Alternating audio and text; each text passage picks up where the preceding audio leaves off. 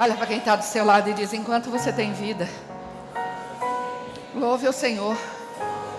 E contagie as pessoas que estão ao seu redor. As pessoas precisam ser contagiadas com vida. Ah, meu Deus, será que eu não vou conseguir ministrar a palavra, Senhor? Daqui a 15 dias, 20 dias, vai ter a festa da carne no Brasil. Daqui a 20 dias, vão ter pessoas que investiram o ano inteiro das suas economias para preparar as suas fantasias, para viver 4 dias dançando, saltando e adorando ao Deus desse século. Daqui a 20 dias provavelmente você está se preparando para fazer uma viagem para descansar, porque se você é filho de Deus, você não vai pular carnaval. Daqui a 20 dias, pais estarão perdendo seus filhos. Daqui a 20 dias, mulheres estarão engravidando, porque estarão tão embriagadas e as suas almas estão tão vazias, que qualquer coisa que eles oferecerem naqueles dias, elas vão aceitar. E 9 meses depois nascerão os filhos órfãos do carnaval de 2024. Daqui a 20 dias, aqueles que não conhecem o Deus vivo vão estar se entregando à morte. Mas você não faz parte desse povo. Você faz parte de um povo que estava morto sim em seus delitos e pecados, mas que foi ressuscitado em Cristo. Você faz parte de um povo que não olha para fora agora, julgando aqueles que lá estarão pulando.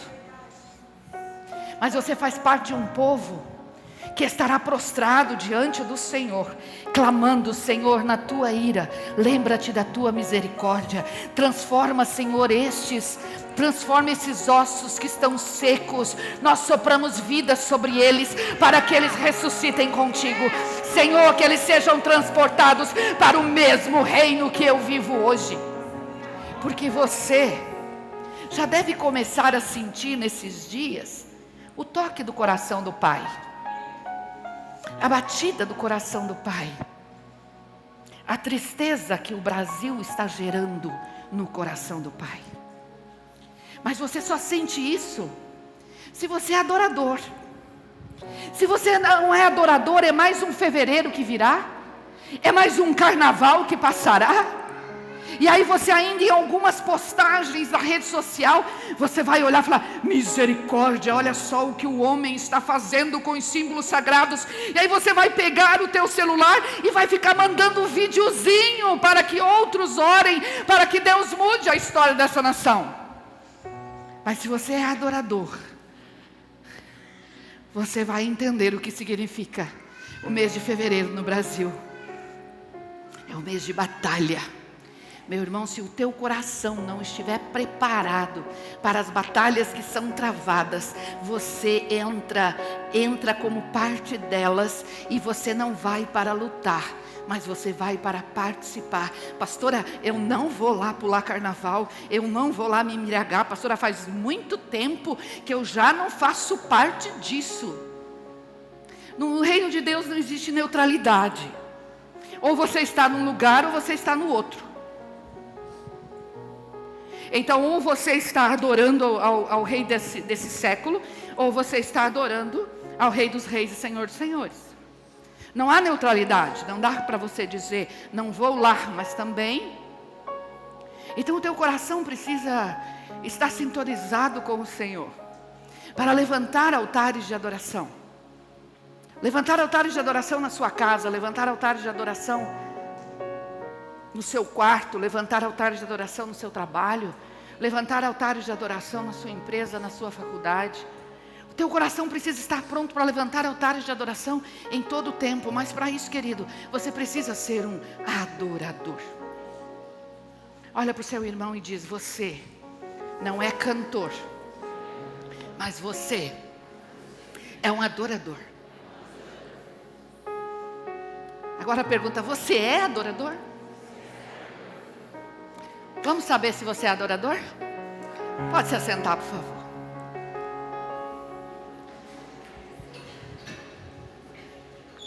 Aos nossos convidados de primeira vez, segunda ou terceira, sejam bem-vindos. Esta é a família Ceifa. Eu sou a pastora Genoveva Araújo, pastoreio juntamente com o pastor Josué e uma linda equipe de pastores que o Senhor tem levantado nessa cidade.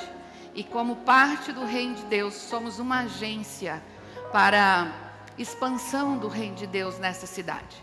Temos muitas outras igrejas cristãs que se reúnem nessa cidade, mas nós temos o privilégio de estar nos reunindo como Igreja Ceifa há 30 anos. E você que está nos visitando nesta noite é muito bem-vindo. Você hoje pegou a pastora mais louca da equipe, os demais eles são mais calminhos, então não se assuste, tá? Eu sou um pouquinho mais louca que os outros, mas eu quero conhecer você. Gostaria de convidar a todos aqueles que estão nos visitando pela primeira vez, que levante a sua mão, por favor. Olha só, glória a Deus, sejam bem-vindos. Vocês vão receber um presente nosso e estarão recebendo um presente e um abraço também de alguns dos nossos irmãos. Você é tudo que eu sonhei um dia, eu te amo. De braços abertos quero te receber. Filho, eu estava esperando você. Pra mim você é tudo, eu te amo. Seja bem-vindo.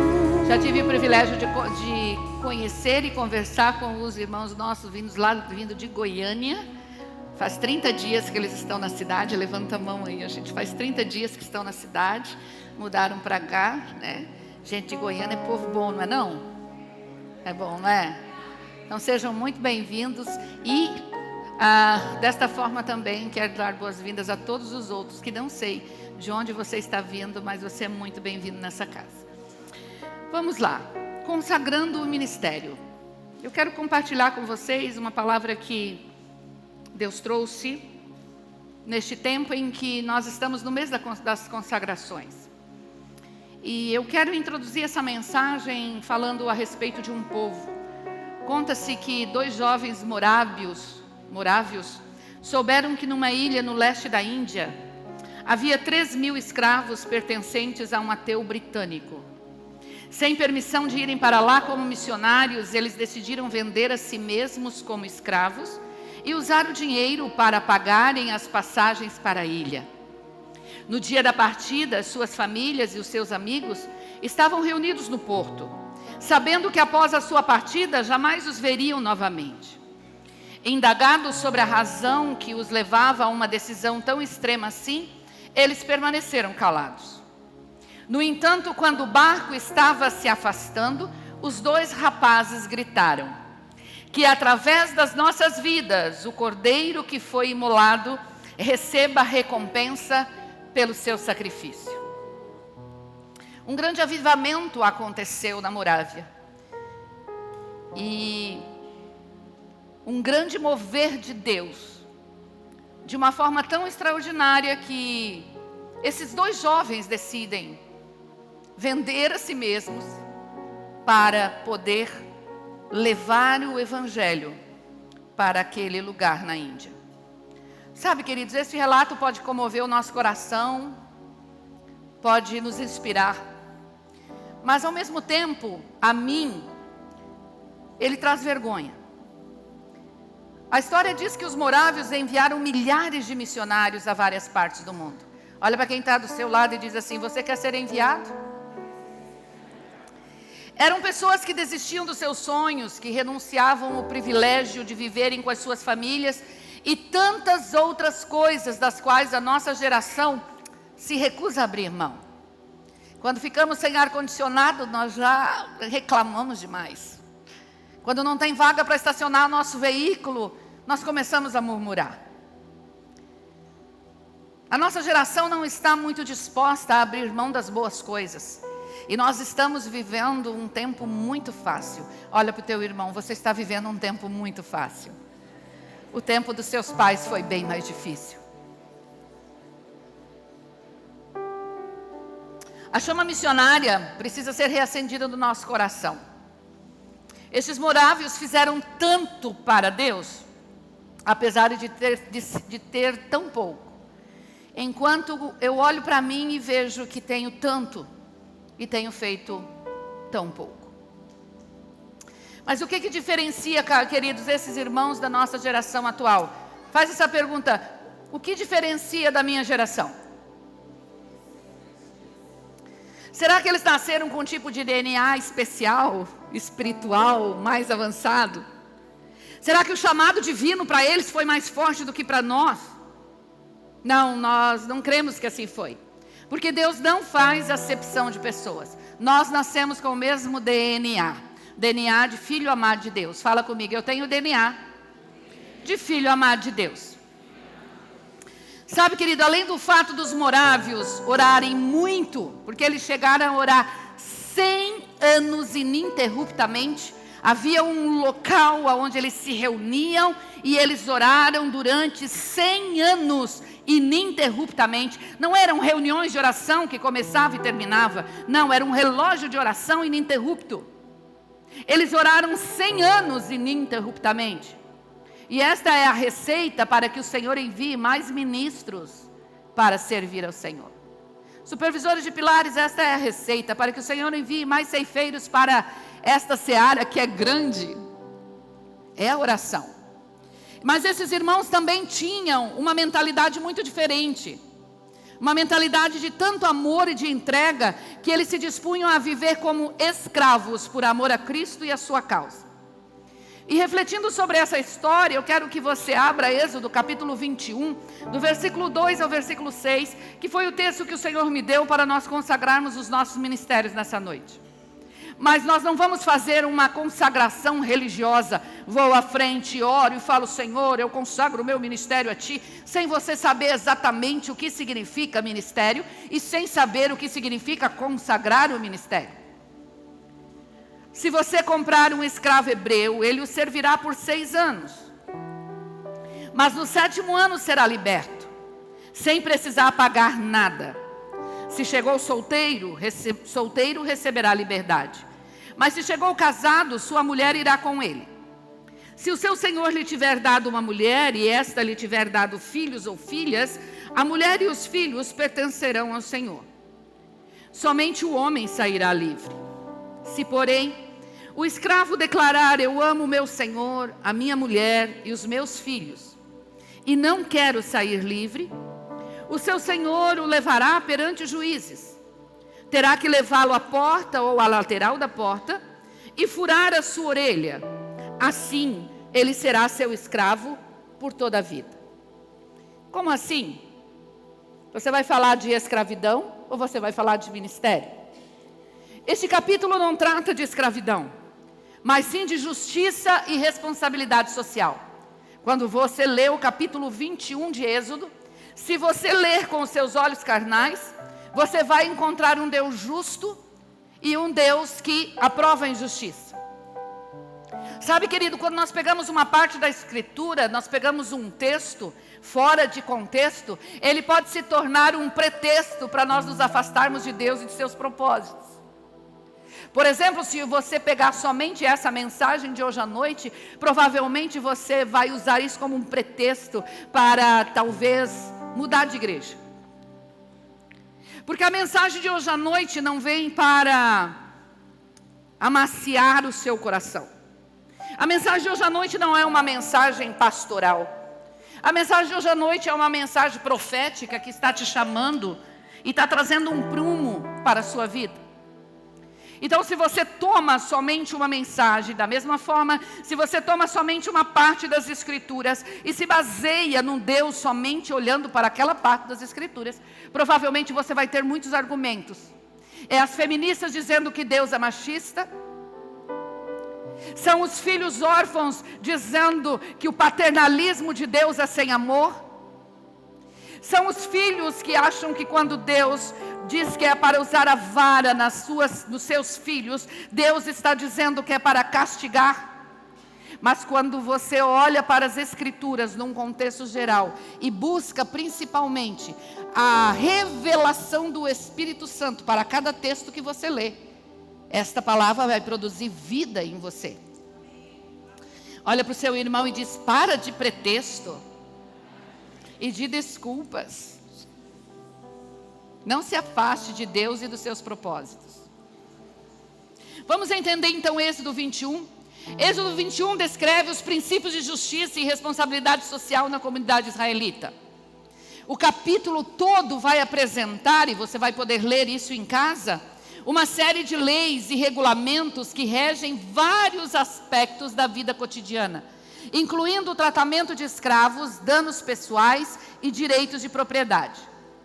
O capítulo, então, ele vem enfatizar a importância de tratar os outros com respeito, justiça e valorizar a santidade da vida humana. Fala para o seu irmão, sabe que na sua vida há a santidade de Deus? E eu preciso valorizar a sua vida. A primeira sessão de Êxodo 21, ele descreve as leis que regem o tratamento dos escravos. Foi esse texto que nós lemos. O capítulo estipula que os escravos hebreus devem ser tratados com justiça e respeito e que devem ser libertados após 6 anos de escravidão ou de serviço. Se um escravo escolhe permanecer com seu mestre, ele deve ter sua orelha furada, como um símbolo de sua servidão ao longo da vida. O capítulo também vem descrever as leis que regem o tratamento das escravas e os direitos dos filhos. Já na segunda sessão nós vamos ver as leis que regem os danos pessoais. Estipula que se alguém ferir outra pessoa, ela deve indenizar a lesão. Então, na primeira parte está falando sobre servir, está falando sobre se tornar escravo de alguém. Mas na segunda parte está dizendo, ei, se você ferir, se você causar dano a qualquer pessoa, quer seja escravo ou livre, você vai indenizar essa pessoa pela perda. Quantas vezes nós ferimos as pessoas e nós não indenizamos elas?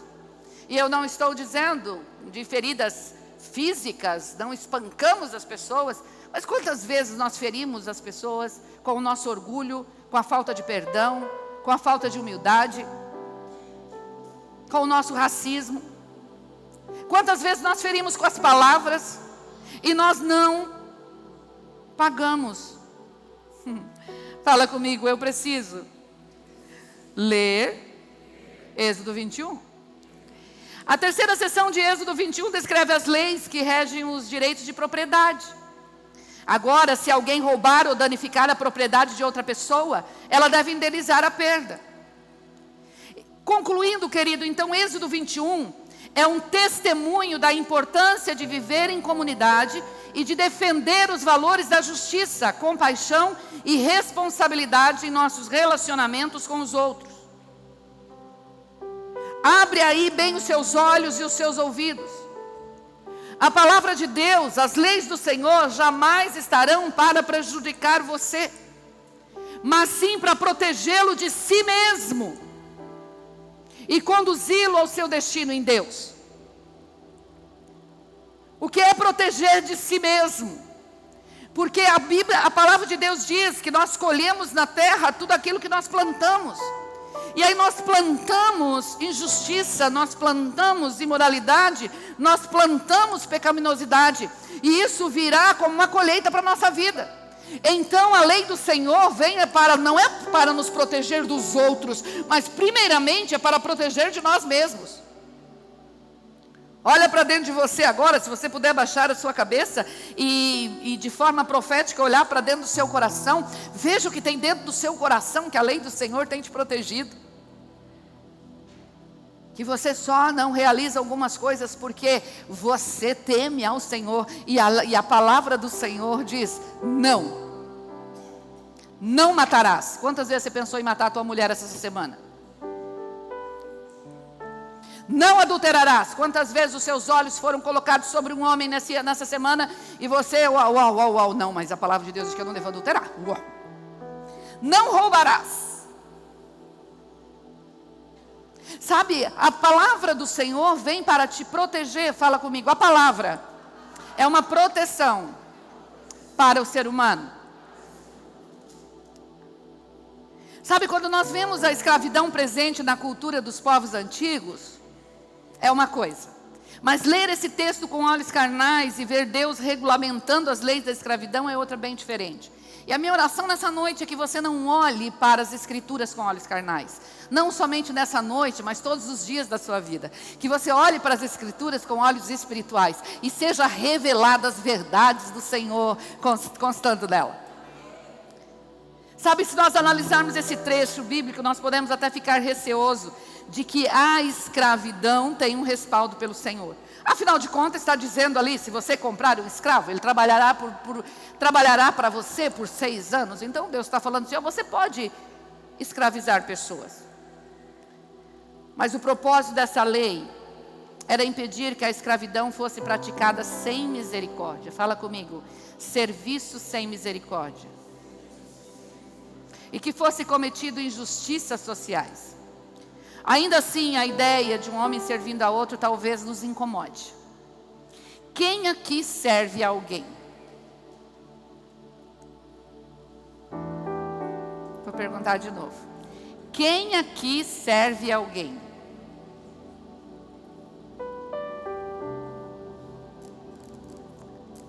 Quem aqui se considera escravo de alguém?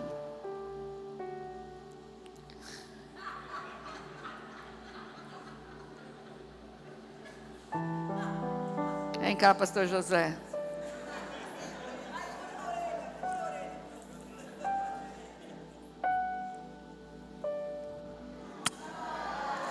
Estamos juntos. Nós somos escravos um do outro. Você que não levantou a mão, você é escravo. A diferença é se você vai servir por amor ou servir por obrigação. Se você não levantou a mão, então eu acho que você já partiu para a eternidade e você nem percebeu. Brincadeira. É que talvez você ficasse com medo, né? Servir. Porque quando a gente fala a palavra escravo, vem na nossa mente o quê? Injustiça. Vem na nossa mente aqueles navios negreiros trazendo os africanos para servir aqui na colonização brasileira. Não vem? Vem os escravos lá da África, vem os escravos lá dos Estados Unidos. Mas não é desse nível de escravidão que o Senhor está falando, porque todas as leis do Senhor vêm para proteger o homem, e não para prejudicar o homem. Mas talvez mesmo você falando que você não é escravo de ninguém, você pode estar escravizando alguém. Então toma cuidado. Sabe, quando nós lemos as Escrituras, nós vamos ver que o Senhor teve que lidar com o seu povo, não necessariamente por conta da sua vontade. Como é o caso da poligamia, por exemplo. Você já se perguntou, por que agora a gente não pode ter várias esposas? Talvez é porque você não tenha dinheiro para sustentar. Mas não é só isso não. O Senhor, Ele proibiu a poligamia. Mas por que lá no Antigo Testamento Deus estabeleceu leis pela poligamia? Não era porque era a vontade perfeita de Deus. Era a vontade permissiva de Deus.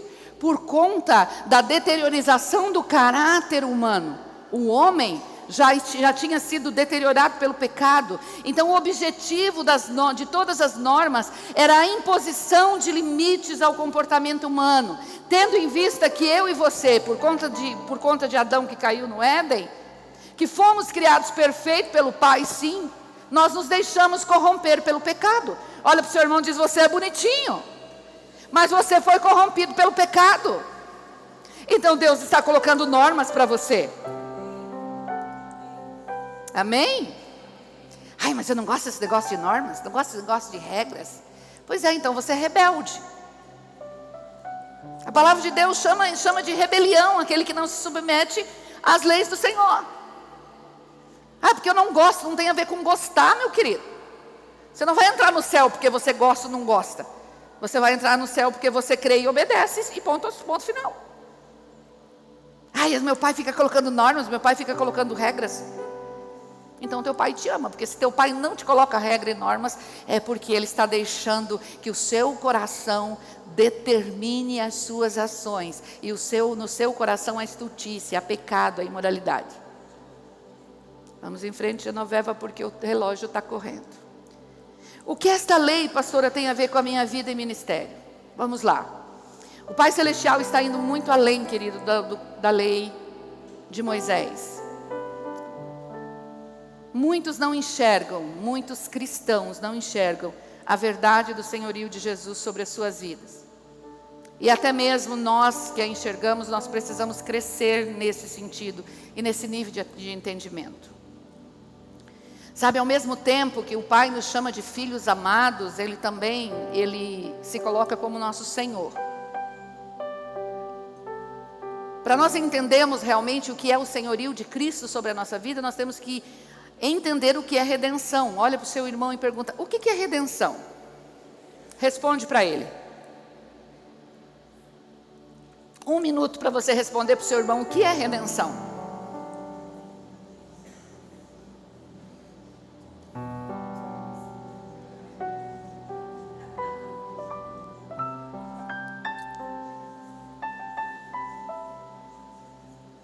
Porque segundo o texto que nós lemos, para servir, o escravo precisava ser comprado.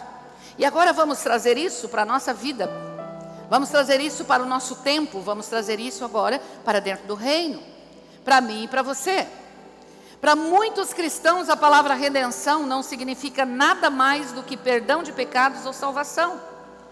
Mas o seu significado vai muito além disso. Fala comigo, vai muito além disso. Redenção significa resgate ou remissão. Ela significa readquirir uma propriedade que foi perdida. Então, quando Deus, através de Jesus Cristo, nos redimiu, Ele readquiriu uma propriedade que se havia perdido. Hebreus capítulo 10, versículo 1 diz: a lei traz apenas uma sombra dos benefícios que hão de vir, e não a realidade dos mesmos. Por isso ela nunca consegue, mediante os mesmos sacrifícios repetidos ano após ano, aperfeiçoar os que se aproximam para adorar. A sombra do Antigo Testamento é diferente da imagem real que ela projetava.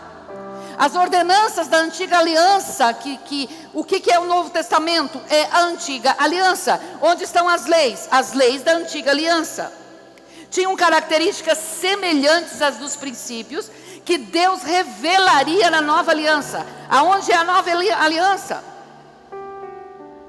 Onde começou a nova aliança? Onde se estabeleceu a nova aliança? Na cruz. Então na cruz foi estabelecida uma nova aliança. Havia uma dívida que precisava ser paga. Nós éramos devedores do Senhor. O pecado havia nos corrompido. E aquilo que era propriedade exclusiva de Deus, agora estava sob o domínio de Satanás, o Deus desse século. Então, agora nós não precisaríamos mais estar imolando o cordeiro, como o povo de Israel fazia todos os anos, para cobrir os seus pecados. O cordeiro imolado, o cordeiro que era morto no tabernáculo, ele simplesmente cobria o pecado, mas não resgatava, não redimia, não trazia de volta a propriedade. Quem está comigo diz amém. Quem está viajando diz misericórdia. Amém, Jesus, o Senhor está falando aí. Sabe, toda dívida tinha que ser paga, e essa dívida tinha um preço muito alto, era preço de sangue, era preço de morte. O cordeiro representava a morte de Cristo do Calvário. Por isso que João Batista, olha, eis o cordeiro de Deus que tira o pecado do mundo. Então quando Jesus morreu por você, Ele não só perdoou o seu pecado, Ele não somente te salvou, mas Ele se tornou Senhor da sua vida. Ninguém manda em mim, ninguém fala o que eu tenho que fazer, mas você tem um Senhor. Fala para o teu irmão, você tem um Senhor. E é um Senhor que derramou sangue por você. Agora, quando nós lemos aqui no texto que o escravo trabalharia 6 anos, e no 7º ano o seu senhor deveria liberar o seu escravo, nós precisamos nos perguntar: eu estou me relacionando com Deus como meu Senhor, Ou estou me relacionando com Deus somente como meu Salvador? Fala comigo, Senhor e Salvador. Porque somente Ele é digno de ser teu Senhor. Somente Ele é digno de estabelecer para a sua vida um destino, um roteiro. Somente Ele é digno de esperar algo de você. Olha para o seu irmão e diz: Ele é digno. Porque em Apocalipse capítulo 5, versículo 9 e 10 diz o que Cristo fez por nós. Cristo nos comprou para Deus através de sua morte na cruz. E Ele diz: pois foste morto e com teu sangue compraste para Deus homens de toda tribo, língua, povo e nação. Tu os constituíste reino e sacerdotes para o nosso Deus, e eles reinarão sobre a terra. Nós éramos escravos de Satanás, queríamos deixar de pecar e não conseguíamos. Quem aqui vivia, por exemplo, na embriaguez e decidia todo domingo à noite que não ia beber mais?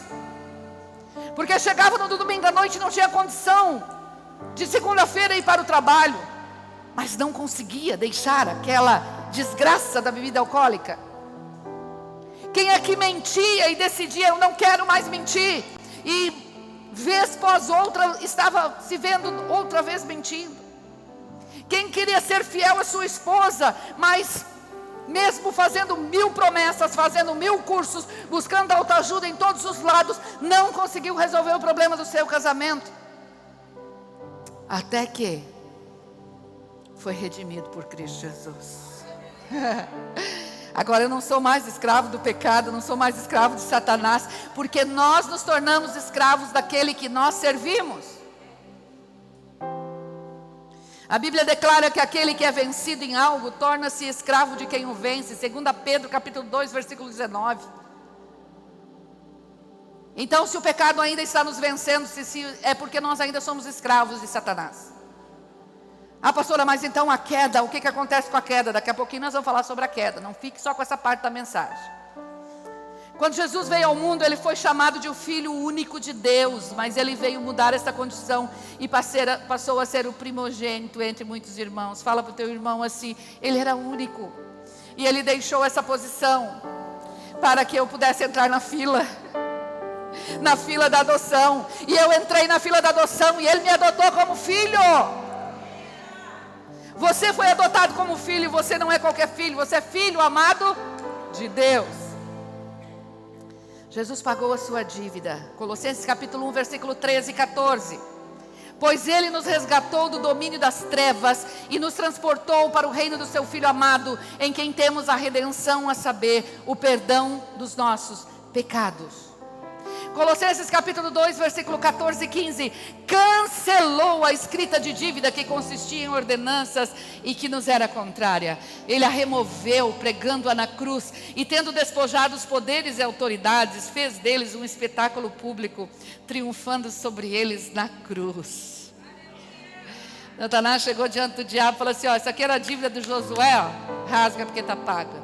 Isso aqui era a dívida do Saulo, rasga porque está pago. Isso aqui era a dívida da Cristiane, está rasgado porque eu paguei. Agora eu estou despojando principados e potestades, e eles estão debaixo do meu pé. E não somente debaixo do meu pé, eu vou colocar eles debaixo do pé dos devedores. Aqueles que eram devedores agora vão pisar na tua cabeça. Aqueles que são devedores agora vão destruir principados e potestades. Para aqueles que eram devedores agora se tornarão Senhor. Porque a palavra de Deus diz que o Senhor se constitui Senhor dos senhores. Olha para o teu irmão e fala assim: você é Senhor. E Senhor tem autoridade, primeiramente sobre demônios, principados e potestades. Então por que você tem medo do diabo? Fala para o teu irmão: por que você tem medo do diabo? Ai, porque o diabo, pastora, eu tive um sonho que o diabo ia fazer isso. Ah, pastora, porque lá na empresa o diabo tá... Você tem autoridade sobre principados e potestades, porque você é Senhor. E você tem um Senhor que está sobre você, como Senhor dos senhores. Ele estabelece você como autoridade onde quer que você esteja. Fala para o teu irmão: pisa na cabeça da serpente, meu irmão. Para de mimimi. Vamos lá. 1 Pedro capítulo 2, versículo 9 diz: vocês, porém, são geração eleita, sacerdócio real, nação santa, povo exclusivo de Deus, para anunciar as grandezas daquele que o chamou das trevas para a sua maravilhosa luz. Ok, agora de escravo, eu sou sacerdote real. Olha para o seu irmão e sorri para ele. De escrava, agora eu sou sacerdote real. Eu sou eleito. Eu faço parte do povo eleito. Eu faço parte da nação santa. Mas a nossa nação está mergulhada na imoralidade. Mas eu faço uma parte de uma nação santa. Eu faço parte do povo exclusivo de Deus. E a santidade de Deus está na minha vida. A santidade de Deus está na sua vida. A nação está mergulhada na imoralidade. Mas aonde eu entrar está entrando a santidade. Aonde você pisar está entrando a santidade de Deus. Quando Jesus nos comprou, Ele nos livrou dessa escravidão. Mas nos fez escravos de Deus. Como assim? Como assim? Ele nos livra de algo para nos tornar escravos? Sim. Vamos lá? Nós a partir de agora nós somos escravos de Cristo. E quando nós observamos o texto de Êxodo que nós lemos no início, nós vamos perceber ali com um olhar de muito amor. Eu quero que você olhe para este texto com um olhar de muito amor. Jesus habita dentro de você, amém? Através do Espírito Santo. E Ele é amor. Então olha para este texto com um olhar de amor. A partir do entendimento da redenção, do preço que Ele pagou por você, de que você era escravo, Ele te tornou livre, fica mais fácil nós entendermos a posição de ministros. E hoje nós vamos consagrar o nosso ministério. Ser um ministro é ser servo. E a palavra servo significa escravo. O texto do escravo da orelha furada nos ajuda a entendermos melhor essas verdades espirituais. O servo da orelha furada era conhecido na sociedade dos seus dias como alguém que era escravo por decisão própria. Onde quer que ele fosse, aquela orelha furada atrairia a atenção dos outros. Onde quer que ele fosse. Ele servia 6 anos e no 7º ano, quando ele poderia ser liberado, ele olha para o seu Senhor e diz: Senhor, eu não quero sair livre. Eu não quero ser um homem livre. Eu amo o meu Senhor. Eu amo a minha mulher e os meus filhos e não quero sair livre. É interessante que quando a gente lê aqui, provavelmente o nosso coração volte primeiramente para os filhos e para a mulher. Fala assim, ele não queria sair livre porque ele não queria deixar a mulher e os filhos. Mas ele coloca em primeiro lugar, eu amo o meu Senhor. Em primeiro lugar, ele estava dizendo, você quer que eu me torne livre, mas eu não quero, porque o que o Senhor fez por mim foi tão grandioso, o servir na sua casa foi tão especial, eu me senti tão amado, eu me senti tão valorizado, eu me senti tão precioso aqui dentro da sua casa, que eu não quero ser livre.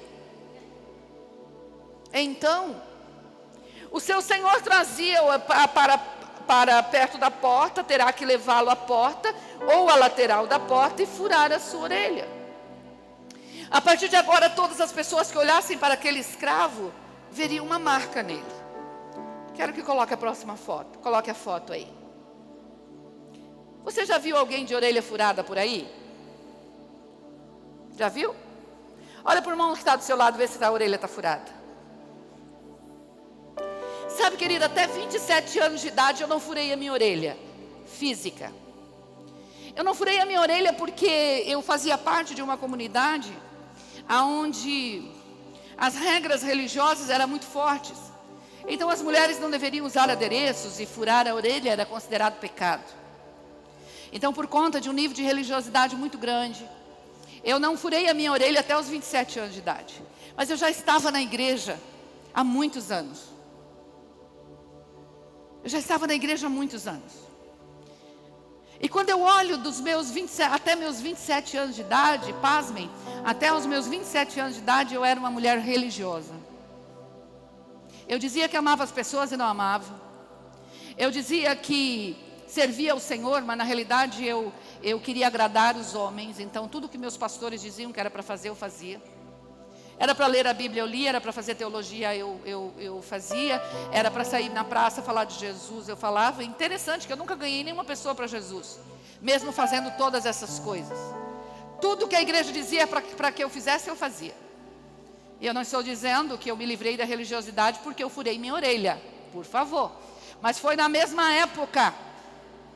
Foi na mesma época quando eu percebi que havia muitas coisas religiosas em mim. E a religião estava mais por dentro do que por fora.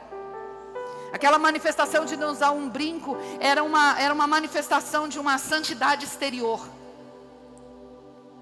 E quando eu olho algumas pessoas hoje com a orelha furada, eu fico pensando, meu Deus, eu jamais colocaria um alargador desse na orelha. Quem já usou alargador, Deus te abençoe. E que a tua esposa e teu marido te abençoe. E você continuar com essa orelha aí toda rasgada. É pecado usar alargador? Não, não é pecado, só é feio. Na minha opinião é feio. Só isso. Mas aí você vai ver ali no meio uma mulher somente com um brinco bem pequenininho. A orelha dela também está furada, não está? Para que esse brinco esteja ali, a orelha dela tem que estar furada. Mas o que você vê na terceira orelha?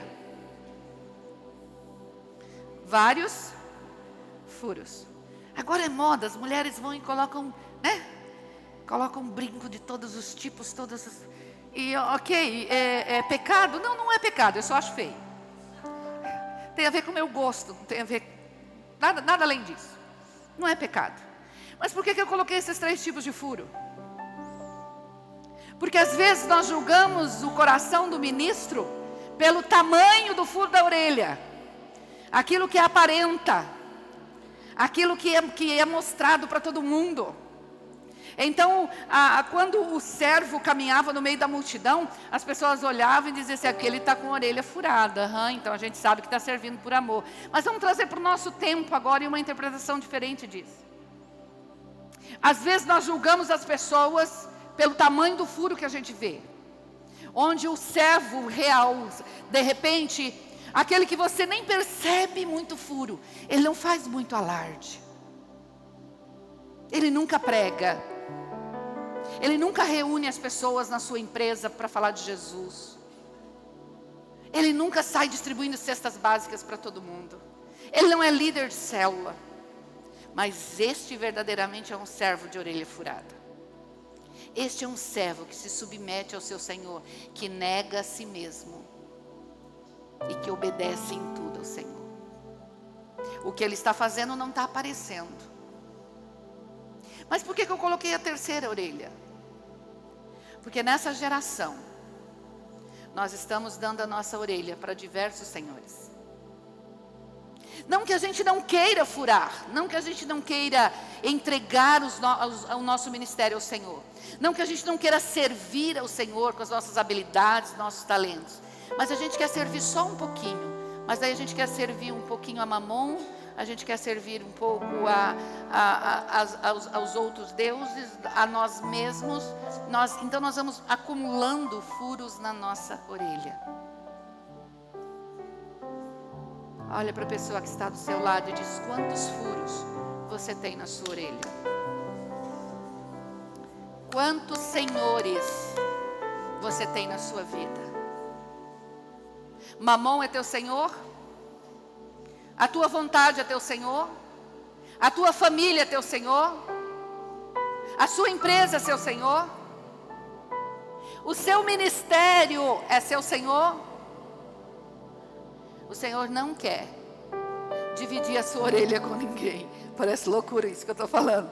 Mas Deus não quer dividir a sua orelha com ninguém. Ai, pastor, Ele tem o meu coração. Mas hoje eu quero dizer para você que Ele quer a sua orelha. Ele quer a sua orelha. Ele quer que você, estando lá na área de comunicação, aonde foi a área que Deus plantou você o sirva de todo o coração e obedeça a Ele em tudo que você fizer.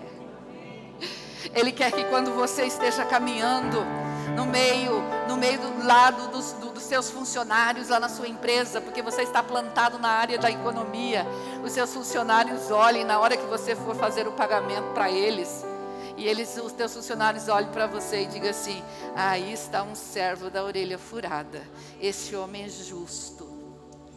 Este homem serve os seus empregados com justiça. Paga os seus empregados com justiça. O Senhor quer que você, lá na área da educação, onde você está ensinando os seus alunos consigam olhar um furo na sua orelha e diga: essa mulher está servindo ao seu Deus por amor, porque ela ensina com tanta dedicação. Ela não entra gritando esbaforida todo dia e falando: vocês são umas pestes, vocês não fizeram. Não, ela está servindo por amor. O Senhor quer que você, lá sentado na sua cadeira de autoridade, porque Deus te plantou para servir lá no governo, lá numa secretaria, como vereador, como prefeito, como governador, como presidente. Tem algum governador aqui? Tem algum governador aqui? Pais, vocês estão perdendo tempo, pais. Lá em cima, aquelas crianças estão sendo preparadas pelo Senhor para reinar sobre a terra. Aquelas crianças não estão sendo preparadas só para ser pastor. Aquelas crianças não estão sendo preparadas só para ser missionários, para serem enviados para a Índia. Aquelas crianças estão sendo preparadas para sentar em lugar de autoridade dessa cidade. Tem algum governador aqui? Profetize sobre a vida dos seus filhos. Ah, pastora, já passou meu tempo. Será? Será que não é para você deixar Deus furar a sua orelha? Não para você servir os seus objetivos, mas servir aos propósitos do Senhor, e Ele te colocar sentado numa cadeira de autoridade nessa cidade? Porque servir ao Senhor com a orelha furada, não importa a função, não importa o trabalho, não importa a posição, não importa a área de influência onde Deus nos colocou, nós vamos servi-lo com toda a dedicação do nosso coração e vamos obedecê-lo em tudo. Fala comigo: obedecer em tudo. Tem duas características, e agora o PowerPoint já foi. Tem duas características de um servo de orelha furada. Ele morre para si mesmo e abre mão das suas vontades. Fala comigo: morre para si mesmo e abre mão das suas vontades. Tem alguma vontade aí? Tem que abrir mão. Tem algum sonho aí? Tem que abrir mão. Ah, eu furo a minha orelha, mas os meus sonhos, os sonhos que eu tenho para minhas famílias, os sonhos que eu tenho para meus filhos, não, Senhor, respeita meus sonhos. Até essa área aqui tudo certo, mas se tocar nos meus filhos, Senhor. Olha para o seu irmão, o servo da orelha furada, ele serve por amor e ele abre mão da sua própria vontade. E a segunda coisa, sabe o que é, Moisés? Obedecer a Deus em tudo. Fala para o seu irmão: obedecer a Deus em tudo. É simples. É simples. Não dói muito. Quanto custa o reino de Deus? Quanto custa o reino que você foi transportado?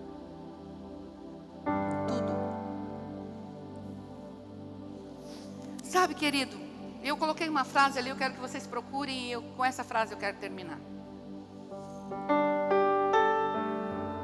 A religião faz escravos. Fala para o seu irmão: você não é escravo. O relacionamento faz servos. A intimidade faz amigos. Mas a obediência faz herdeiros. Sabe qual que é o problema dessa geração? Que é a herança dos pais. Sem obedecer a direção dos pais, sem se relacionar com os pais, que era herança só porque tem o nome na carteira de identidade. O problema da igreja deste tempo é que quer a herança que consta lá em Apocalipse, e tem uma herança extraordinária que está esperando por nós. Mas a herança é para os que obedecem. E não vem me dizer que obedecer ao Senhor é fácil. Ai, pastor, eu obedeço, tudo certo, tudo bem. Se está tudo bem, e se é fácil para você obedecer, meu irmão, ou você é a quarta pessoa da Trindade e o Espírito Santo não nos revelou ainda, ou você ainda não entendeu o que é obedecer. Porque obedecer ao Senhor e morrer para suas próprias vontades custa muito. que ser cristão é para gente de verdade. Ser cristão é para homem de verdade. Ser cristão é para mulher que realmente decide fazer diferença. Ser evangélico é fácil. Olha para o seu irmão. Ser evangélico como você, aqui dentro da ceifa, é muito fácil. Mas Deus não está buscando evangélicos. Deus está buscando cristãos e servos que coloquem a sua orelha na porta e diz: fura aí, Senhor, e faça tudo o que o Senhor quer que eu faça. E me fale tudo o que o Senhor quer que eu faça. O servo não olhava para o seu senhor depois que a orelha estava furada e falava assim: eu vou ter férias? Daqui a 7 anos eu posso me aposentar? Tem crente querendo se aposentar, meu irmão. O teu Deus trabalha até o dia de hoje e você está querendo se aposentar? Vai ter com a formiga, ó preguiçoso. Faz 10 anos que você confessou Jesus e você já quer parar de trabalhar para Jesus. Você trabalhou 30 anos pro Deus desse século. Agora com 10 anos, que agora que você está prontinho para trabalhar para o Senhor, você fala assim: ai, Senhor, está muito pesado, eu acho que eu vou parar. Meu irmão, agora que está na hora de você levantar, porque Deus está chamando um povo. Deus está chamando um povo para fazer a grande colheita deste tempo. Deus está chamando essa geração para se posicionar e falar: Senhor, eu deixei que o buraco da minha orelha aqui se fechasse, mas eu estou disposto, Senhor, a que o Senhor de novo fure a minha orelha. Porque a religiosidade faz com que o buraco da orelha se feche. Já está bom, né? Eu já vou na célula, já sou anfitrião, já estou servindo, né? Afinal de contas, já foi 2 sofás. 2 sofás, estragou 2 sofás. Já está bom, ó, já vou na célula na quinta. E vou na celebração no domingo. Já está bom, né? Por que tanta que Deus quer? Por que Deus quer que eu fale dele lá na empresa? Para quê? Já fiz tanto. Religião. Vou dizer para você: hipocrisia. Porque essa celebração aqui é para preparar você, para você sair dessas portas e servir e mostrar a tua orelha furada lá fora. Essa celebração é um QG para você ser preparado, para que o mundo possa ver que Cristo habita em você e que está chamando para que estas pessoas adentrem ao reino de Deus. Amém. Olha para o seu irmão e diz: aposentadoria é para religioso. Não existe aposentadoria no reino de Deus. Vou falar de novo. Não existe aposentadoria no reino de Deus. Não vejo a hora, sabe, de chegar na idade de eu e pastor Josué estarmos lá com os nossos. Alguém chegou para nós, um discípulo querido, amado. Eu amo esses discípulos. E eu chegar: pastora, como é que você quer a sua velhice, pastora? Você vai com o pastor Josué lá com os seus 70, 75 anos. Aí vocês vão fazer vários cruzeiros e vocês vão, né, desfrutar da vida na boa idade. Deus me livre. Eu quero morrer ou pregando ou orando. Eu não quero desperdiçar nenhum dia da minha vida, porque o preço pago pelo meu Cristo foi um preço superior a qualquer coisa que este mundo possa me oferecer. Mas você não gosta de cruzeiro? Gosto. Se você quiser me dar um cruzeiro de férias, estou aceitando. Porque não saí de férias, não saímos de férias esse ano ainda. A gente prega lá, né, pastor? Ele pensa assim. Mas eu estou dizendo para você, meu irmão, que o mundo está sendo levado para o inferno. E você está dizendo que está tudo bem. Afinal de contas, você não tem problema no seu casamento, você não tem problema de finanças, você não tem problema de saúde, você não tem problema com os irmãos da igreja, você não tem problema com Deus porque Ele já perdoou todos os seus pecados, você não tem mais nenhum problema insolúvel, porque quando aparece algum problema, você corre para a presença do pai, e o pai diz: filhinho, o que tu queres que eu te faça? E aí o pai faz, e daqui a pouco você está envolvido com as coisas deste mundo e fala: Senhor, eu não tenho tempo para ti. Nós estamos começando o ano, e talvez algumas pessoas olhem e falem assim: peraí, mas a igreja não parou? Não. A igreja não parou e a igreja não vai parar. Você tirou férias, glória a Deus. Você descansou, glória a Deus. Mas agora você está pronto para trabalhar, amém? Você está pronto para entrar naquela empresa e colocar as portas do inferno, derrubar as portas do inferno dentro da tua empresa. Você está pronto para chegar na faculdade e arrebanhar os seus amigos para Cristo. Você está pronto para mostrar Jesus dentro da sua família. Você está preparado para ganhar essa terra para Jesus. Servo da orelha furada, que consagra o seu ministério, entende que nada do que ele tem é seu. Olha para o seu irmão e fala: a vida não é sua, os dons não são seus, os talentos, os recursos, os dias, os minutos que você vai viver, nada é teu. Agora, sinceramente, olha para o seu irmão e diz: você quer consagrar seu ministério mesmo assim?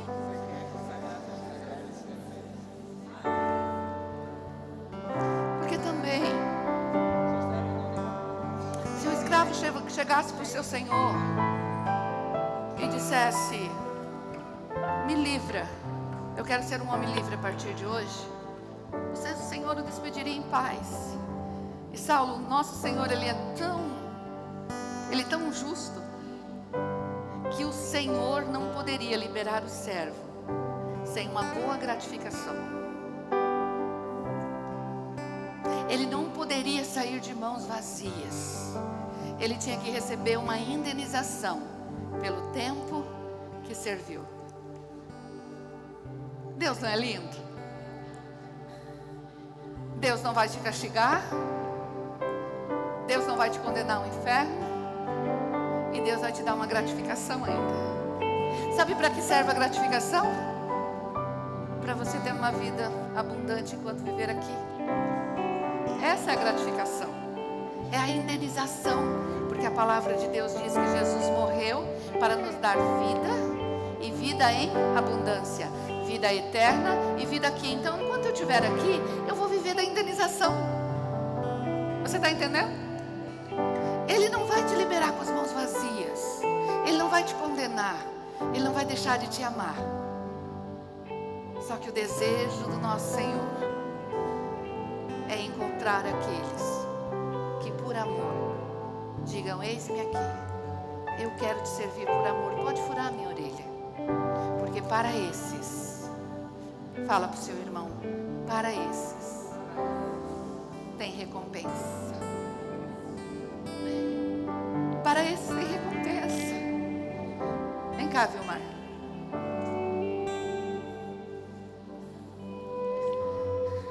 Pastor Vilmar, ele não tem orelha furada, né? Graças a Deus, né? Minha mãe não deixava furar a orelha. Ele não tem orelha furada, porque hoje a manifestação de servo não é um furo na orelha. Você encontra os servos, você vê onde os servos estão. E os servos, eles não têm recompensa só aqui, não só na eternidade, mas eles têm recompensa aqui. E sabe qual que é a recompensa dos servos aqui? Se coloca de pé todas as pessoas que estão caminhando com Cristo por conta deste servo aqui.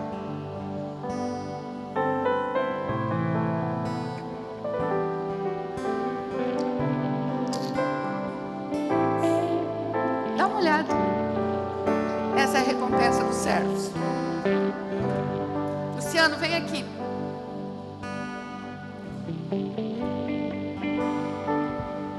A recompensa dos servos é ver sua primeira geração, mas a recompensa dos servos também é ver a sua segunda geração.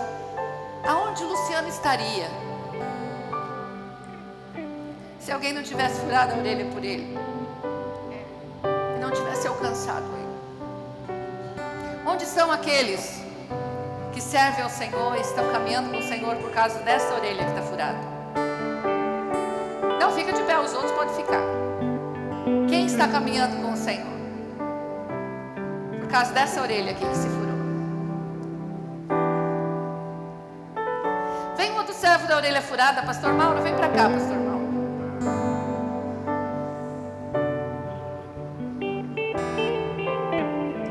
Quantos não desistiram dos seus casamentos? Porque alguém decidiu furar a sua orelha. E que estão aqui. Se coloca de pé.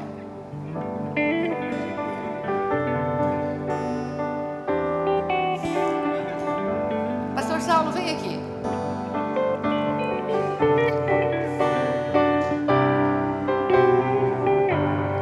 Quantos estão hoje ainda com sonhos e estão vendo suas empresas crescer por causa desse servo que furou a orelha? Se coloca de pé.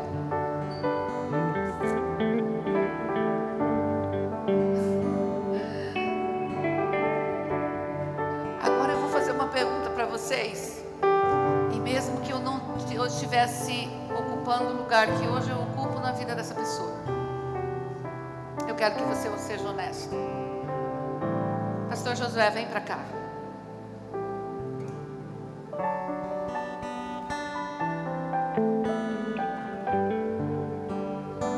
Quantos aqui ainda caminham e são inspirados pelo Senhor para continuar nessa caminhada?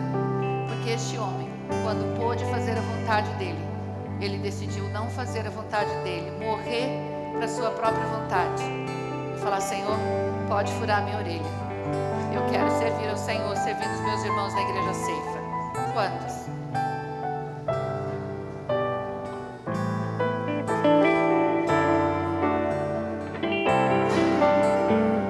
Deixa eu falar uma coisa para você. A recompensa na eternidade. Ai, será glorioso. Mas deixa eu falar uma coisa. Se não houver recompensa na eternidade, porque um dia alguém perguntou para mim: pastora, e se esse negócio de vida após morte for tudo história? E não tiver herança, não tiver recompensa, e não tiver nada guardado para nós lá, pastor Luciano, você pararia? Mas não, porque a recompensa que eu tenho aqui já é suficiente. Já é suficiente. Sabe por quê? Porque eu não estou tocando coisas. Pastora Cris, nós não estamos construindo coisas. Nós estamos tocando em pessoas. E nós estamos levantando altares para o Senhor. Então olha para a pessoa que está do seu lado e diz: vale a pena.